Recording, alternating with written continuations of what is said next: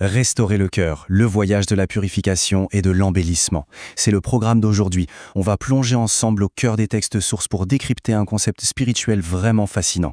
Un concept qui nous offre en fait un plan d'action super concret pour reconstruire notre bien-être intérieur. Allez, c'est parti. La règle d'or, la maxime absolue de ces textes, c'est la purification avant l'embellissement. En arabe, terliya avant tahliya. L'idée est toute simple, mais elle est d'une puissance incroyable. Concrètement, on ne peut pas construire un magnifique palais sur des fondations en ruine, pas vrai? La vraie croissance intérieure, elle nous demande d'abord de faire le vide. Il faut se débarrasser de notre négativité, de nos poids morts. Essayer d'ajouter de bonnes actions sur un cœur déjà plein de bruit ou de rancune, eh bien c'est littéralement comme essayer de verser de l'eau claire dans un verre plein de boue. Il faut d'abord vider le verre. Pour bien comprendre, les sources utilisent cette métaphore géniale du jardinier de l'âme. D'un côté, on a le travail ingrat, parfois même douloureux, il faut enlever les épines. De l'autre côté, c'est l'acte magnifique de planter les roses.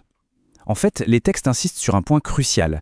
Avant de vouloir cultiver notre beau jardin intérieur, on doit absolument arracher les mauvaises herbes qui risquent d'étouffer les nouvelles pousses.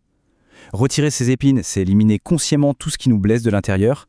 Ça demande beaucoup d'honnêteté, c'est clair, mais c'est le seul moyen de garantir que nos futures roses auront la place pour s'épanouir. Alors, qu'est-ce que cette fameuse première phase, la tahliya? Eh bien, ce n'est pas du tout une méditation passive, pas du tout. C'est un processus actif, un vrai nettoyage de printemps.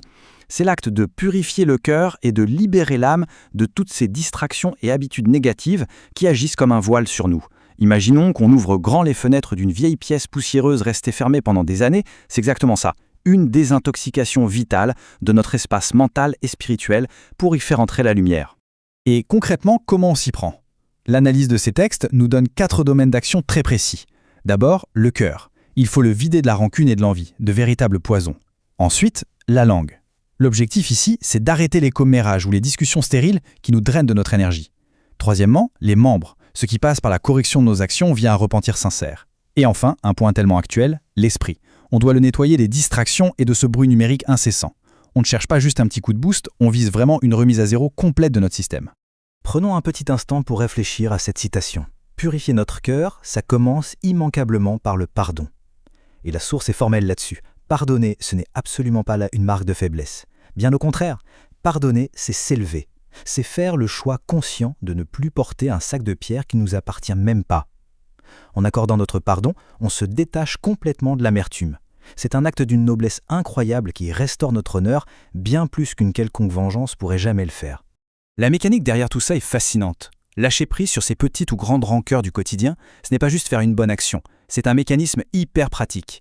En relâchant l'emprise que ces ressentiments ont sur nous, on crée littéralement un vide, on libère de l'espace.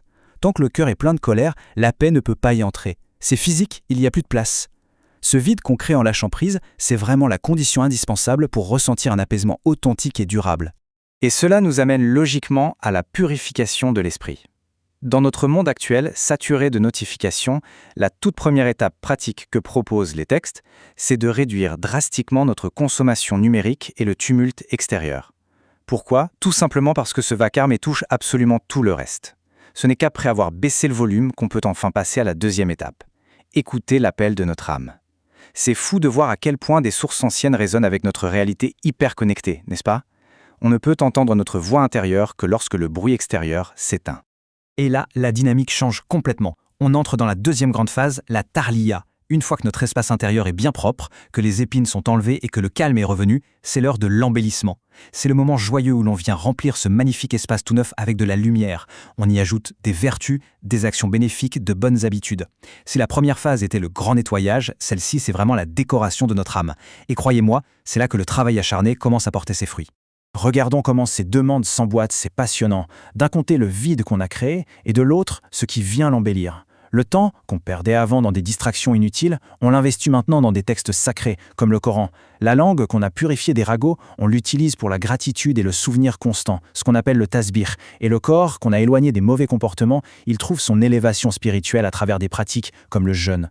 C'est une symétrie parfaite, chaque vide trouve sa lumière.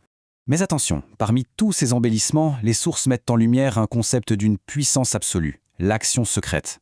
C'est probablement la décoration la plus noble qu'on puisse offrir à notre âme. De quoi s'agit-il? C'est le fait d'accomplir une bonne action de telle manière que personne au monde, à part le Créateur, n'en soit informé. Aucune reconnaissance, aucun merci, rien pour flatter notre ego. C'est l'acte pur par excellence, qui vient sceller la sincérité de tout notre cheminement. Les textes nous donnent d'ailleurs des exemples très inspirants de ces actions secrètes. Ça peut être une aumône donnée dans le silence le plus total, sans que la main gauche ne sache ce que donne la main droite, comme on dit. Ça peut être des prières ou des moments de méditation au beau milieu de la nuit, quand la maison dort et que l'ego n'a personne pour l'admirer. Ou encore agir dans l'ombre pour réparer un cœur brisé, sans jamais chercher à en tirer la couverture à soi. Ces petits actes invisibles sont de vraies briques. Ils construisent une forteresse intérieure indestructible. Ce qui nous amène à cette règle d'or, véritablement au centre de ces écrits, il ne s'agit pas d'une course des corps, mais d'une course des cœurs. C'est un changement total de perspective. Très souvent, on a le réflexe de mesurer notre développement spirituel au nombre d'actions accomplies, à notre épuisement physique. Mais non, la vraie mesure du succès, c'est la pureté, l'intention, la sincérité du cœur. Une toute petite action réalisée avec un cœur purifié aura infiniment plus d'impact qu'une montagne d'efforts fait par un cœur alourdi par l'ego. Si l'on devait résumer l'essence de ces sources, ce serait vraiment l'ordre des choses. Un changement radical et profond ne s'obtient jamais en empilant de nouvelles résolutions par-dessus nos mauvaises habitudes. Ça commence toujours, inévitablement, par la purification. C'est une vraie symphonie en 2 temps. Quand on accepte de faire ce grand nettoyage de départ, de lâcher nos chaînes, eh bien la douceur de l'embellissement s'installe presque sans effort, un peu comme la lumière qui inonde instantanément une pièce dès qu'on ouvre les volets. Et pour conclure notre décryptage d'aujourd'hui, gardons ceci en tête. Ce voyage de la takliya à la tahliya n'est pas juste de la belle théorie, c'est une invitation à agir là, tout de suite. Le jardin de l'esprit, ça s'entretient tous les jours. Alors, voici la question que les textes nous posent en filigrane. Quelles épines allons-nous choisir de retirer aujourd'hui? Que ce soit une vieille rancune, une addiction aux écrans, un jugement trop rapide, qu'allons-nous enlever pour permettre à notre âme de s'embellir pleinement? C'est sur cette réflexion que s'achève notre analyse. Maintenant, le reste du travail appartient au jardinier qui sommeille en chacun de nous.